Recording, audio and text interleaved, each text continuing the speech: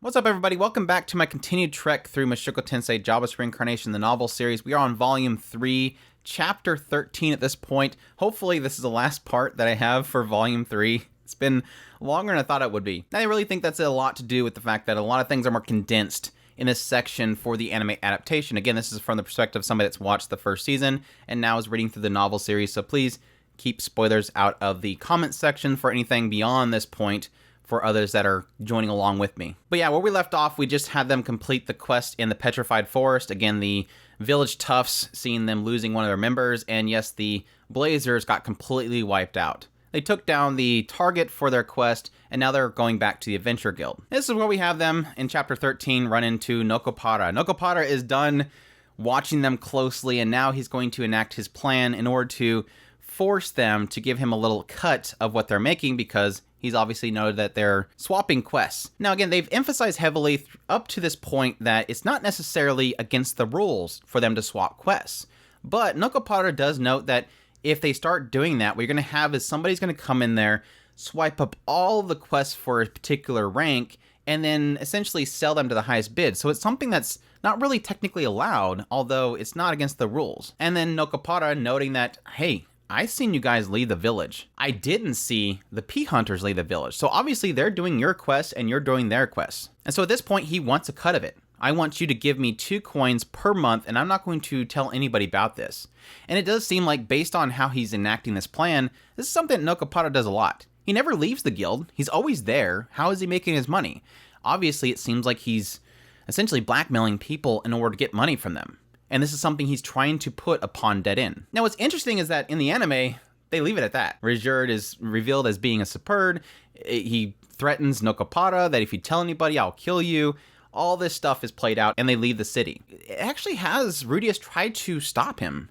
There is a period here where Rudius really does think this out and thinks of a plan to try to stop Nokopara from being able to prove it.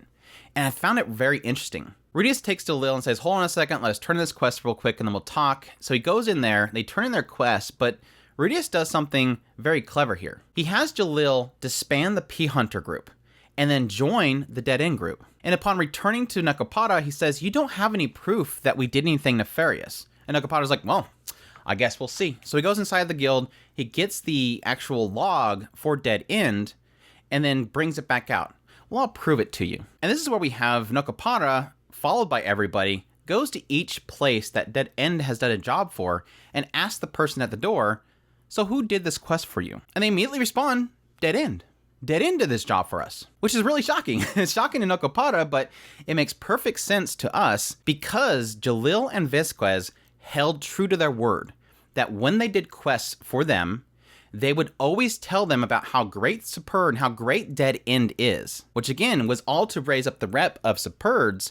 But at the same time, what it is in effect doing right now is allowing them to verify that every one of these quests that Jalil and Visquez did, Dead End did. So it's kind of a clever way to twist the rep building with what they're doing here. I thought it was very fascinating.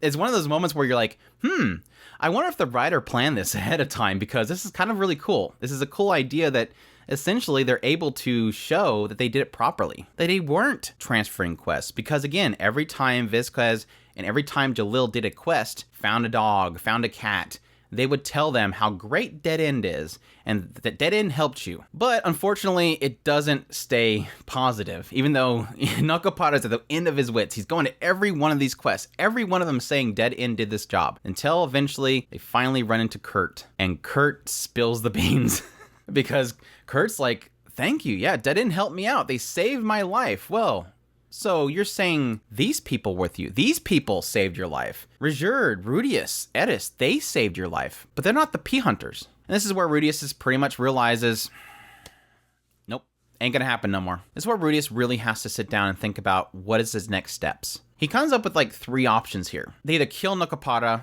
they blame Jalil on everything, say that Jalil did everything, ruin his name, blame it all on him, or they cough up the money to Nokopara and then try to figure out some way of getting out of it later on. For the second part, blaming it all on Jalil, Rudius isn't comfortable with that. He can't blame Jalil and Visquez. This is his job. This is what he thought up. And this is their home. If he ruins their lives, they can't live here anymore. And we've already noted before that Jalil has his own shop here. He's trying to be legit. He's doing everything that he told him to do. It's just kind of scummy. He doesn't think the third option is a good option either. Because if he does pay up, then later on, if he tries to find some way out of it, Nokopara has been doing this for a long time. He's probably going to set some trap up to keep them in line. And so in the end, as he's at the end of his rope, the only option he can come up with is to kill Nokopara. Like, that's my only option. I have no other options here. This seems to be the only option I have. And it's at the point, that point right there, that yes, suddenly Nokopara's face is pale white. He's freaking out. And that's because right next to him, Rajerd has poured a cup of water on top of his head. No, not rain. He pours a cup of water on top of his head, revealing that he is a superb, and Nokopara is deathly afraid. Everybody's panicking, everybody's screaming, people are running everywhere. Jalil's like the first person to jump out and say, yes, they were forcing me to do what they did, and he runs off. So, thanks, Jalil. After Rudius really kind of pushed this idea that he wasn't going to betray Jalil, Jalil's the first person to betray him. Yeah, even have Kurt is screaming bloody murder. Like, this is this guy that literally had his life saved by Rajerd, but the moment that his hair color changes, suddenly Kurt is freaking out. And Rudius doesn't understand that. Like, dude, this guy saved your life and you're just suddenly just throwing your tail between your legs and running? Even if his hair color changed, this is still that superhero that saved you. But it's like one of those kind of moments where you almost envision Rudius standing there and people are running and screaming, running different directions, knocking over tables, and Rudius is just sitting here going, this whole plan's a failure. Like, what was I thinking? What was I thinking that I was going to be able to change the minds of people? We did all this work to try to change the perspective that people had on Dead End, but everybody's still the same way. He didn't change anybody's mind. Everybody's still blinded by fear. Almost gives him a sense that this is worthless. Like, why am I even bothering? But yeah, this is when Rajerd starts threatening Nokopara, cuts his cheek, says if you tell anybody, if we get to the next village and we find out that our adventure guild rank is, or our adventure membership is ruined, then I'll come back here and I'll kill you. Nokopara's pleading to him, saying, no, I have 3 children. No, wait, I have 7 children. I need to pay for them. But yes, Rajerd ends up leaving him and running off, all the guards chasing after him, fleeing the village. And it's really sad because when the guards confront Rudius, he's like, he tried to explain to them, look, Rajerd did nothing wrong. But they didn't care. All they thought is that these children, these poor children, were deceived by this evil superb. And yes, similar to the anime, he ends up getting confronted by Kurt, who's asking him, why are you traveling with that monster? And yes, Rudius is like, dude, what are you talking about? He saved your life. Where do you get off by peeing your pants over it? And Kurt apologizes, but he realizes, you know, I'm being unfair to Kurt. This is kind of this idea that this is instilled upon everybody, this fear of Dead End. But Kurt does acknowledge, yes, that you're right. He did save my life. And so Rudius says, you know, look, you can pay him back by just telling people that Dead End is a good person. You know he's a good person. He saved your life. Realizing that this is all done, Rudius goes back to the Adventure Guild. That's where he pretty much kicks Jalil and Vizcas out of the Dead End group. He leaves a note to them apologizing and thanking them for their help. And he even notes that Dead End, Rajerd, also leaves his gratitude before he leaves the city. This is where we have this really good scene, which I really liked in the anime, love it in the novel as well, is when Rudius and Eris leave this city. They run into some guards that are talking about how you don't want to go out there, Dead End's out there, and like, we're fine. They end up leaving out there. They run into Rajerd after a while, casting off some spells, trying to get his attention, until eventually they finally find him. And Rudius is really kind of concerned, like, I thought you were leaving us. I thought that you were going to ditch us. And when Rajerd apologizes he blames himself for ruining this entire situation, Rudius is like, no, look, I am the one that wants to apologize. I screwed up. I failed. I missed something. And then, yes, similar in the anime, this is the point which Rajerd realizes, based on what he's seen in Rudius's eyes, that moment when you realize everything was falling apart, I seen it in your eyes. You were willing to kill to protect something. You were wanting to protect Eris. That point, he's seen that he's a warrior. He's seen that Rudius is now a warrior. And because of this, Rajerd realizes that Rudius needs to focus. Like, stop worrying about my rep. You need to focus on protecting that which is important to you, which is Eris. And this is the point which Rudius does realize, you know, yeah, I could probably accept it. It would make things so much more easier if I could just focus on getting home. Not have to worry about helping the rep, but he's like, no, I can't. After seeing what I just seen, he can't. Again, this is kind of one of those continued reflection upon Rudius himself, realizing he's same as me. Everybody was terrible to me in my previous life. When I was bullied, that's what everybody's seen. Nobody stepped forward and nobody accepted that I wasn't a bad person. And it's the same thing with Rajerd. Everybody's just so blinded by the color of his hair. He's going to learn from his mistakes. He's going to crawl through the mud. He'd rather fail then never try at all. And this is kind of one of those moments where you have the two of them, Rudyard's saying, stop focusing on me. Rudius is like, no, I'm going to keep doing this stubbornness back and forth. And then Rudyard smiles, and Rudius realizes at this point, I think I've finally earned the respect and the trust from Rudyard. Following this, yes, we have Rudyard cuts his hair. He says that he looks like some sort of Yakuza from back home, like having the scar on his face, the bald head kind of thing. He's like, he looks like a Yakuza. And it's funny because at this point he's like, I wonder if I should do that too. And he asks Eris, should I shave my head just like that? And she's like, don't you dare. I like your hair the way it is. Going to chapter 14, we have a brief moment where Rudius talks about the Demon Kings themselves. Yes, we don't have the great Laplace or anything like that, but there is still Demon Kings in these territories. There's roughly 30 of them in the entire Demon Continent. It kind of notes the idea that they're not really like, these big crazy monsters that, rule over the entirety of the continent. It seems like each one of them are sort of based in different locations, different villages. And they have their own knights, they're the head of a band of knights, and the band of knights are almost like a local militia. He's not really sure what the relationship is between the knights and the king themselves. Is there a contract? But it does seem like that is an aspect that sort of keeps some sort of order. That yes, between all these different villages that these Demon Kings are at, it seems like it's a lawless land. But it does seem like in those particular areas at least, they sort of keep order. He specifically notes the Demon King that was controlling the area around Likarisu, which is Badigari. He's a macho guy with 6 arms and black skin, which I'm curious if we'll ever run into that person. It seems to go out of its way to note that's one Demon King. But anyways, they do set out on their journey. This is where we have our first meeting of Dead End. This is the point in which he brings everybody together. This is sort of the point where Rudius realizes, I need to keep everybody in the loop. We need to make sure that we're communicating with each other. I can't just carry everything myself and just leave the rest of them out of the loop. He makes the slogan, Rikoko, which is report, communicate, and consult. Never keep things to yourself, always discuss it with the group. He's still the leader, so everything will eventually come down to him making a decision, but at least he wants that communication to happen. This is the point where they set their goals. They need to get to the central continent. There's no direct path to there, because apparently the fish folk rule the seas that are in between. So you have basically these two continents. Here's the Demon Continent, here's the Central Continent, and you can't just go straight there. Instead, there's 2 paths that they can take. The one that Rudyard is obviously saying is that you go all the way down to the southernmost point of the Demon Continent, where you'll get to the Windport. And from Windport, you'll take a boat to the Mills Continent. You cut through there all the way to the western coast of there, and then you'll take a boat to the Central Continent. So again, you have the Demon Continent, you have the Central Continent, then you have the Mills Continent down here, so you're going to hit a boat, go to there, go across, and then you're going to take another boat to the Central Continent. The other route is up north, and that's a little bit more dangerous. This is when you get to the northern point of it, you'll have to cross over to the Divine Continent. So up here, there's Divine Continent, Mills Continent, Demon Continent, Central Continent. Well, it's quicker because we're already way up here in the northern area of the Demon Continent. It'd be quicker to go over to the Divine Continent, but the problem is that the Divine Continent is surrounded by steep walls of rock. It'd be great if they could fly or leap over these walls, but no, they would have to travel around this rigid cliffside. And he says, yes, while you can crawl around these steep cliffs, eventually you'll run into dangerous monsters. He knows that 1 in 20 that travel this will live to tell the tale. And he knows that even though you do get through the Divine Continent, you still have to worry about the northern edge of the Central Continent. This is an area that's just full of dangers. And he knows that the only people that would travel to this northern area is bandits fleeing. It's just a very nasty area. So that's where they kind of decide we're going to travel south. And it's going to take them 6 months just to get from this northern area they are on the Demon Continent all the way down to the Windport. He does ask Rudyard, is there like teleport circles around? Like isn't there like a teleport there that takes you over the Central Continent?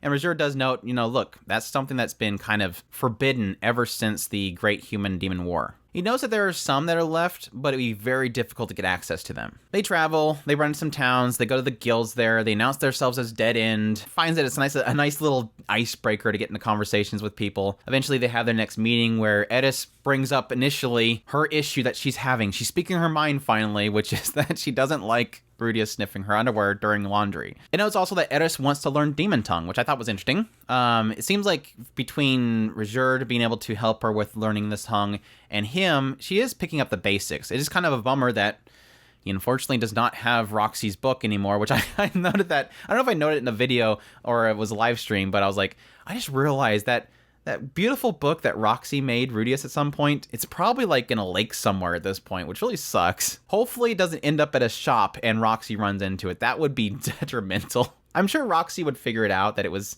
displaced, but still. This is the point also that Eris starts getting trained by Rijerd in combat. He knows that Rijerd is the type that will fight you, knock you down, and then ask you, do you understand why you messed up? He's that type. He's not really teaching you what you're doing, what this. He just kind of gets you to a point where he knocks you down and then asks you if you figured it out. Almost like trying to teach Eris specifically the flaws in her defense. And that's kind of the same thing that Rudius picks up from the whole situation, is more kind of pointing out his flaws, pointing out where he's weak. He knows that Rudius should focus on taking down those targets from a distance, but the Rudius is like, well, what if I'm close to my enemy? Like, what am I supposed to do? And Rijerd specifically notes that he believes that dragon folk are really good at using magic in close combat. Now, the only experience that he has with that is that obviously fighting alongside Pedagoose. He says that Pedagoose, how he fights was that he would create a worm gate in front of him and a worm gate in the rear. He says he doesn't know about the specifics of the worm gate, but he believes that it would draw power from his enemy, and the rear gate would actually feed him that energy. So he said that over time in long combat, he's able to drain all the power from his enemy. And he could basically stall them until they can't fight anymore. But he does note that Laplace, it didn't really work very well because of how much raw energy Laplace had.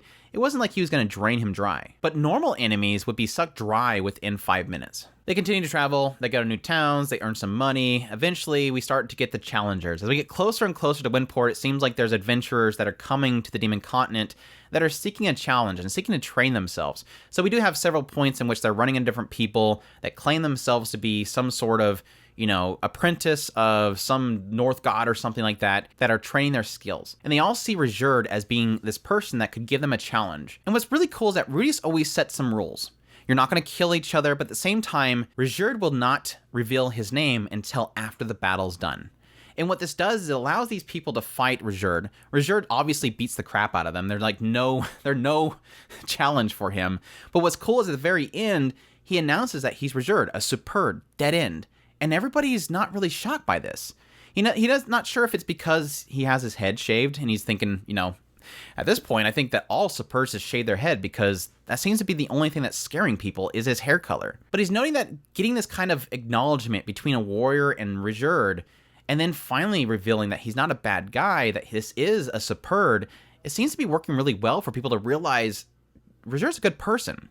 They even get to this point where he's talking about how he's talking with all these adventurers and telling these tales of when he fought alongside Laplace. And everybody seems to love his story. He's almost tempted to write a book. He says he would name it History's Untold Truth, the real story of the Superbs. The other one was War Without Justice, Mortal Kombat on the Demon Continent. And finally, to round out the chapter, we do have some notes that Rudius got caught peeping on Eris, and additionally, we have a lot of more slip-ups of people realizing that he is a Superb and the soldiers have to chase him out. He does note that one soldier who they talked to before apologized they had to throw them out because people are just afraid of him, even though the soldier himself acknowledges that he's not a bad guy. And yes, finally wrapping up the chapter as they finally arrive at Windport. And that's it. That's it for Volume 3 for Rudius and his adventure. The only other thing that we have is the extra chapter, and this is where things get, very interesting, because I'm going to state this here, soft spoilers for those that have not watched the trailer for Season 2. It looks like, based on what I'm reading here, that this is the scene that was depicted in the second season trailer. So my assumption here is that this chapter is going to be portrayed or at least possibly adapted in the second season. So keep that in mind. I want to put that warning out there for those that might not want to know things that are possibly future in the anime. Now, granted, eventually I'm going to get into the novel that gets into the second season, but for now, I want to put that warning out there. I believe this is going to be adapted in the second season. But now the extra chapter is The Princess of Asura and the Angel. And this chapter opens up in Ars, the capital of the Kingdom of Asura. Obviously, this being the most populated city in the entire world. There's a silver palace at the center of it where the royal family is at. And it notes that there is a constant battle within this one. Nobles and royal family all sort of betraying and deceiving each other, all plotting to get the throne, get power within this area. We focus specifically into the garden area. We have the Rose Garden, the Peony Garden, the Hydrangea Garden, and the Lily Garden. Specifically in the Lily Garden itself, we find Ariel Anemoi Asura, the second princess of Asura. She is seen as being extremely beautiful, shining golden hair, the most beautiful princess that ever lived, many claim. At her side is Knight Luke Notos Greyrat. Everybody's noting that name. obviously some sort of relative of Paul Greyrat. It knows that Luke is in his early teens. He's already an intermediate sword god style. He has a silver tongue, and it seems like any noble daughter knows him. Everybody's entranced by this guy. And also at Ariel's side, we have Derek Redbat, who is a guardian mage. He's in his 16s, 17s possibly, and he's an advanced rank graduate at the Asura Institute of Magic. So you have the three of them here. Obviously, the two of them are her guards. And at some point, you start to get a true perspective of who Ariel is. This is a beautiful lady that everybody thinks is beautiful. She's so great. She's so gorgeous. But then through this conversation between Ariel and Luke, we find out the true side of Ariel.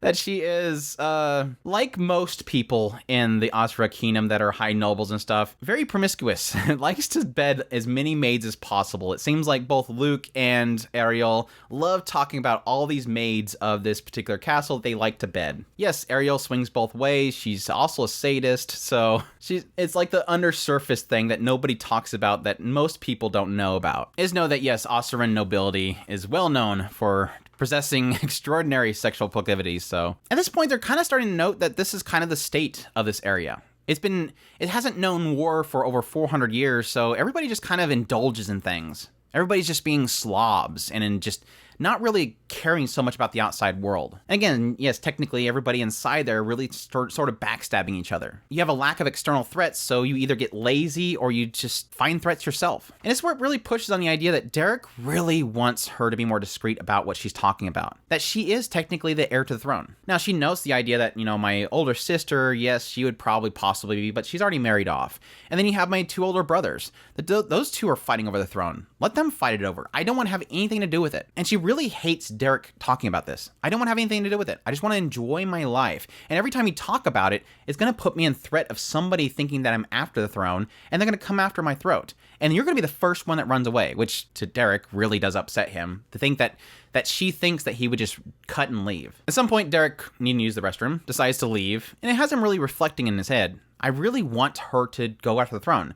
Like, ever since he first met her, he's always dreamed the moment that she'd become queen. He believes that this kingdom itself has become stagnant, and it's only a matter of time before this kingdom is destroyed. You have the King Dragon Realm to the south that's overtaking them in technological developments. You have the magic nations of the north that are making great strides in research. The Asura Kingdom still has its advantages, but it's hard to say that it would ever be able to stand another century. Derek starts reflecting on the moment that he first met Ariel. It was during this coming of age ceremony. She wasn't of age yet, but she came there to do a speech, and she actually outspoke their own person they chose. She was just that direct. Eventually, his father found that there was an opening to be a guardian mage for this princess, and he accepted it. They got the recommendation from his father, and that's how he was signed to Ariel. And ever since then, he's so entranced by how good she is. She's so sociable. She puts in the hard work to improve herself. And he really does feel that if she ascended to the throne, she could conquer the entire central continent. She could be a ruler like the great ruler that led them to the later stages of Laplace War. She's loved by so many people, and he feels like even though she's not a ruler, he believes that people would give their lives for her. This is the point where he's relieving himself, and he ends up overhearing some people outside the restroom talking about assassinating the Princess Ariel. She's become a threat at this point. Sir Grabble, one of the brothers, sees her as a threat because while he's very dutiful and he's working very hard to build up the respect and the support from people within this kingdom, she's more outward going. She goes out to all these ceremonies and stuff, and so she's gathering more favor from the people. And now she's seen as a threat. At this point, he's obviously thinking, shoot, what I should do. I can't just kill these two guys outside of here. I could probably just cast a spell and wipe them out. But that might be seen as Ariel commanding him to take down one of Grabble's people. So instead, he decides, I need to get back to the princess. Something's being worked up. Is it poison? Somebody's coming to attack her. I need to get to her quickly and let her know. But as he's on his way back to her, that's when, at that point, we have the displacement incident happened. Yes, at this particular point in this kingdom, that's when the displacement happened. People being teleported out of Toa region, and yes, teleported into the center of this kingdom is a Terminator boar. Yes, a Terminator boar just randomly pops up in this forest area, in this garden, and it's right there staring at Ariel. Now, he's kind of confused because why is this thing in the middle of the kingdom? There's no way this big thing can just walk its way down the roads to the center of here. And typically these things are surrounded by assault dogs, but he doesn't see them. He just sees this one Terminator boar. Now he's thinking, did somebody arrange this? Did somebody bring this in here just to kill her? It doesn't make any sense. They would never be able to pull that off. But he doesn't have much time to think about it. Derek realizes this thing is starting to charge straight towards Ariel, so he runs over there, yelling for her to dodge it, telling her to get out of there. She immediately turns, realizes what's happening, thankfully dodges out of the way just as it comes at her. It immediately turns around to come back at her again. That's the point in which Derek arrives and puts himself between both Ariel and this Terminator boar, realizing, what am I gonna do now? Like, he got himself between the two of them. He's like, I have nothing. Like, I can't cast a spell fast enough to take this thing out. He just realized at that point, he's done. All he can do is turn to Luke and say, I leave it to you. And that's the moment this thing just smacks him, sends him flying. Luke draws his sword and goes after it, and he's like, what are you even doing, Luke? Like, you can't fight this thing alone. You just need to get the princess and get the hell out of here. He's trying to look around for where Ariel is, and Ariel does come to his side. She's calling for a healer, but yet Derek's telling her, look, you have to leave. I'm done. Just get out of here. It was really sad because at this point he tells her, like, look, you said I would leave your side, but I didn't. I came to your side. I protected you.